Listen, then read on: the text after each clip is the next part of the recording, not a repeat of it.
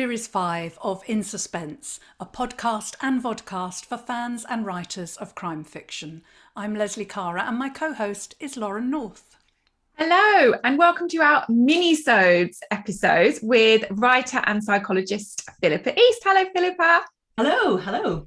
Philippa is the author of psychological suspense novels Little White Lies, which was shortlisted for the CWA New Blood Dagger Award, and her latest release, Safe and Sound. Alongside her writing, Philippa works as a clinical psychologist. So each of these episodes is going to be about 10 minutes long and focuses on the issues that most of us face at some point during our writing life. So let's get cracking. Hello and welcome to our final minisode. Gosh, they've been so useful and I'm really sad they're ending. But today, Philippa is going to talk to us about boosting our well-being across everything we've been talking about so far. So encompassing all those topics we've had in the previous minisodes. Yes, and it's not just for authors really, but since we are authors, we've called it author wellbeing, but it's just general wellbeing as well. So we may have some more listeners joining us. Well, thank you, Philippa, for being here again. My first question is looking at what we've talked about across all the minisodes. We've had some real key issues that are so unique to authors. One thing we've not mentioned is how passionate we are about our work. We love what we do most of the time, but we have no fixed working hours. And it does mean that we can find ourselves working all the time, especially when checking social media. We have mentioned that, actually, haven't we? And reading proofs is all part of our job. So how do we create a better work-life balance for our author well-being?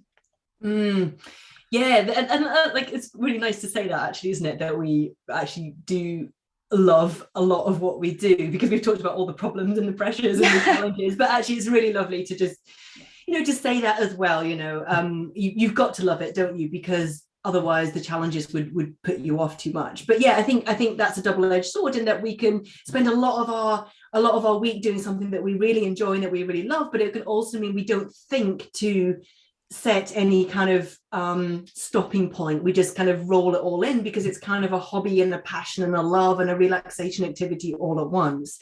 So I mean, I have this problem as well, and my husband is often like, why are you still doing that? And I'm like, because I'm enjoying it. And then I'm like, oh, I'm so tired and frazzled. So I think maybe a really, again, practical way of thinking about this is thinking about all the different types of activities and tasks that we might do as writers. And obviously that goes from literally working on your manuscript and writing your word count for the day, to promo activities, putting together this podcast like you guys are doing, to, like you say, reading a proof, or just reading books in general, listening to podcasts, whatever it might be.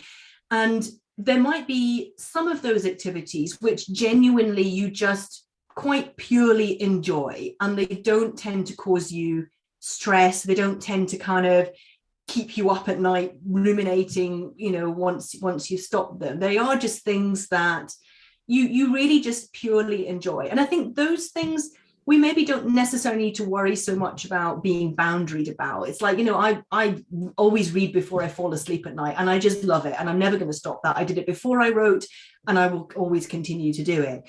But there also might be tasks, I think there's obvious tasks that we do get quite good at switching off from. So it's like most of us probably don't, start our writing day and then just carry on till midnight. Most of us will be like, right, I'm going to do my writing and finish at this time, because we know that task is quite difficult and challenging, and we can't be doing it non-stop. But I think sometimes there's tasks in the middle which are enjoyable but can also be quite hard work, and that might include things like posting on social media. And we often think that, oh, they're just fun stuff that I enjoy doing, so I'll do them whenever, and I'll just do that late at night, and I'll do it the weekends, and I'll do it all the time. But actually they are a bit they do take a bit of effort, and they get us thinking about stuff that's more worrisome.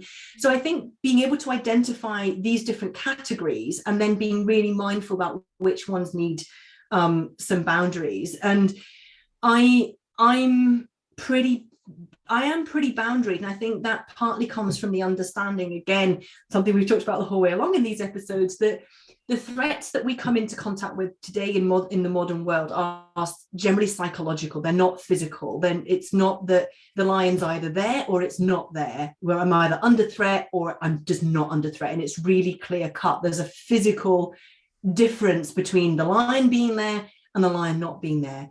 With psychological threats, there's no boundary to it. It's all just in our head that can be there at any old time. We can think about something at any point during the day.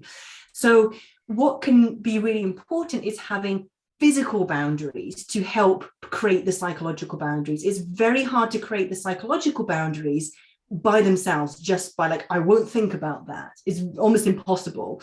So physical boundaries really help. So some examples of my physical boundaries are, I don't have internet in my writing room. That's just because my internet doesn't work in my writing room. But actually, I find that quite helpful. I can't get distracted by the internet because it's not in the writing room. Ever since I started on Twitter, I don't go on Twitter after 7 p.m., except some very, very odd exceptions where there's something very particular that I need to post or something at a certain time. But I just don't go on Twitter after 7. And again, I think of that as a cutoff in my, because I think of Twitter as part of my working life. And I just say that it doesn't have to be 7 p.m. It can be, you can put whatever cutoff you want. But I think just having a cutoff that says at these times I don't go on.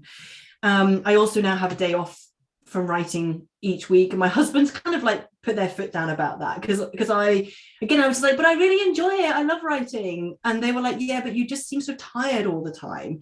So now on a Saturday, I generally have that as a writing free day, even though I could write.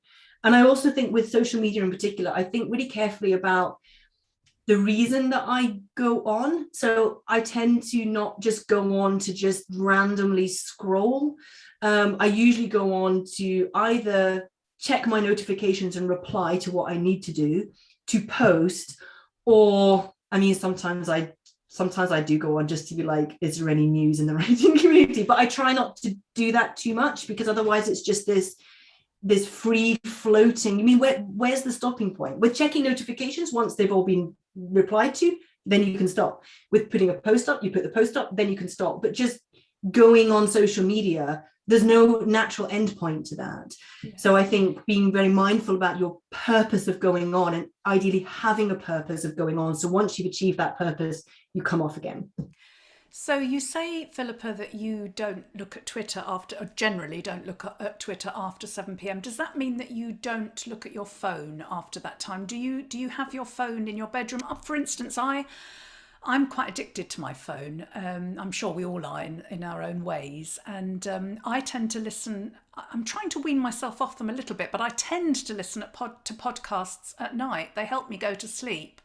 And I have my phone right next to my bed, and although I don't want to look at social media, because I'm listening to my podcasts and I get a notification or I see my phone sort of light up, I can't stop myself looking. Do you think it's best not to have the phone in the bedroom at all? Is that what I should do? This is touching on something so important, and I think if you aren't aware of this already, it's really important to know that apps, including social media, all sorts of other apps as well, particularly social media, they're designed to be addictive. They're specifically built that way.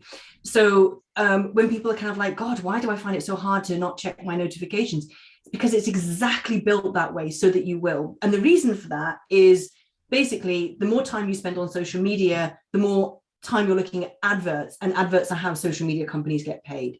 So it's in the interest of the social media company they're basically mining your attention to get money from advertising companies. That's really useful to know. So knowing that the natural way that these apps are set up is designed to keep you hooked in. So you just saying, oh, I'll just try and not check it, it's not going to work. You're up against a massive corporation that is designed to get you hooked in it. I'm not talking sound too much like a weird conspiracy theorist. It's just the facts of how this stuff is built. So I don't have a smartphone, actually. I do. I know. Oh my god. So what do you have then? Like a Nokia 360? You want to see it? I can go and fetch it if you want. But yeah, I basically have an old-fashioned Nokia that basically operates for texts and phone calls and not a lot else.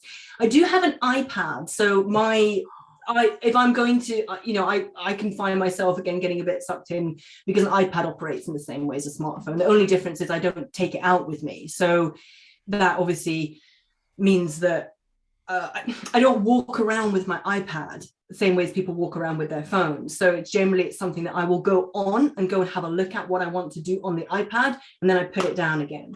I'm not recommending that everyone gets rid of their smartphones. I know that that's not realistic, and that's way more extreme.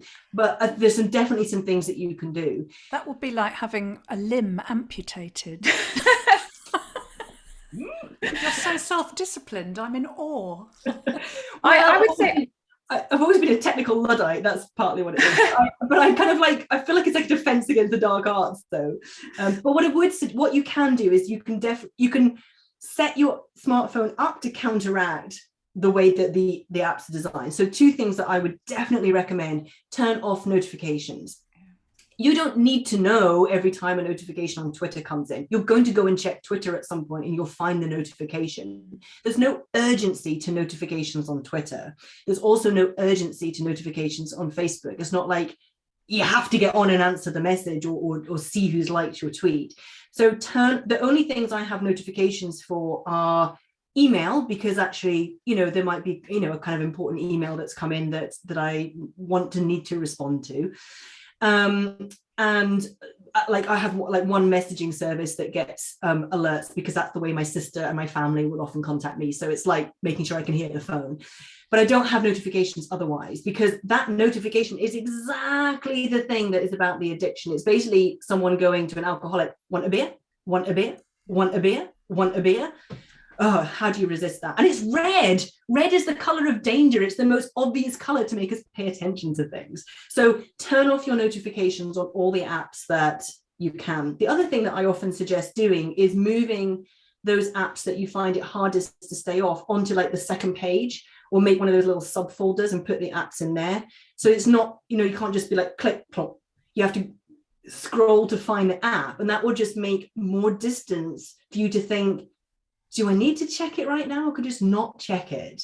So just having those physical, those physical pings and the physical access to it. In terms of having in your bedroom, I think Leslie, if you do those things of turning off your notifications and moving some of those apps, you can probably listen to a podcast without being pinged in the middle of it. Yes, and I've tried to start now developing a new habit of listening to podcasts when I'm doing my ironing or something boring like that. And then I've got something interesting to listen to, and reading more at night, because I was worried I wasn't reading as much as I should and got into a bit of a reading slump. So I am trying to stop doing that at night.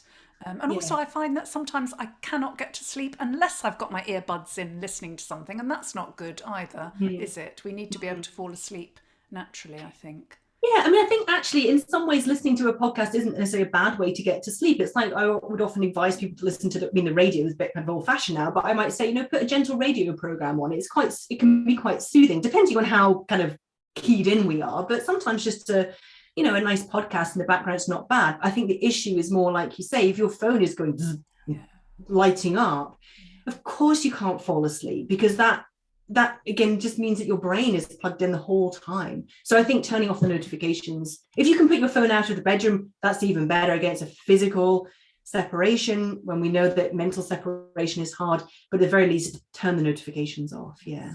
Definitely. I would say I do have my notifications off, so I feel like I've got a little gold star now. You find it makes a difference? Yeah, it definitely does, especially at the weekends. Like I rarely go on social media at the weekends. And also because my phone battery is so old now, I have to have it plugged in charge all the time. So it generally is on charge from 7 at night in the kitchen, and I just leave it. I don't go near it after that. So I do all right on those things, probably not on everything else. Sounds like the solution is shit technology, basically. Shit technology is the way to not let the kind of giants of social media get you. That's so true. So this is our final question of the whole mini-sode. So I'm very sad.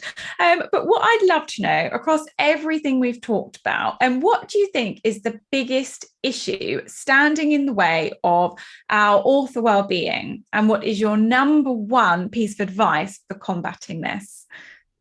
Nice big question there. Just to finish there, a little easy one for you. Yeah, no, I was thinking about this, and I think if I maybe summarized it in a nutshell, I would say it's the principle of taking charge, actually. And I think that covers an awful lot. I think it covers this idea of being assertive in our careers, so that, like we're saying, not just at the mercy of the publishing industry, but think about, what can I do? What do I want? To speak up, to have a plan B, to be proactively working on things.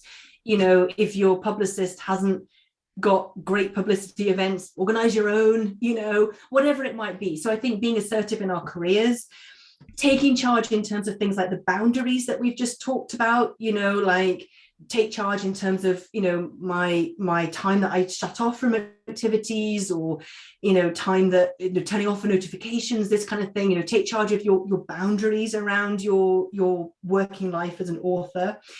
Taking charge in terms of the psychological biases and quirks that we've talked about.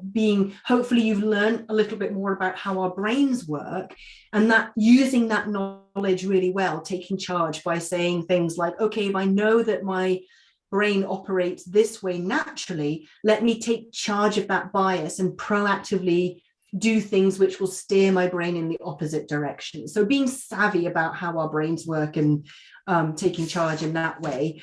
And yeah, I think, again, connected with that, looking at any behaviors that we do around our writing, or more generally, ask yourself that question: what am I wanting to get out of this? Is that what I'm getting? Is it making me feel better or worse? And from that, taking charge of that behavior, saying this is something I want to continue to do or not. Like, is this person that I discuss my writing with, when I discuss it with them, do they make me feel better about it or make me feel worse?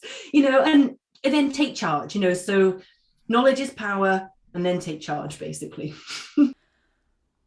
Well, that's all we've got time for today. Thank you so much, Philippa, for doing these minisodes. It's really quite sad that they've come to an end, but I'm sure our listeners and viewers will have found them incredibly useful.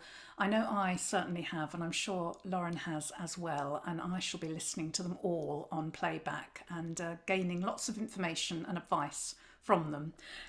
But remember, everybody, that Philippa isn't just a brilliant clinical psychologist. She also writes brilliant novels, and she really, puts the psychological into psychological suspense.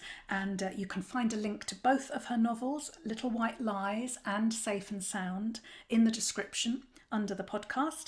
And do check them out, please, as they are absolutely fabulous. And thank you so much, Philippa, for giving us so much of your time over these last weeks. We've really loved speaking to you. Thank you. You're so welcome. Yes, we absolutely have. And there's so much that I am going to take away personally from these episodes. So thank you very much. So that leaves us with our very last task of saying goodbye from Philippa. Goodbye. Goodbye from me. And goodbye from them.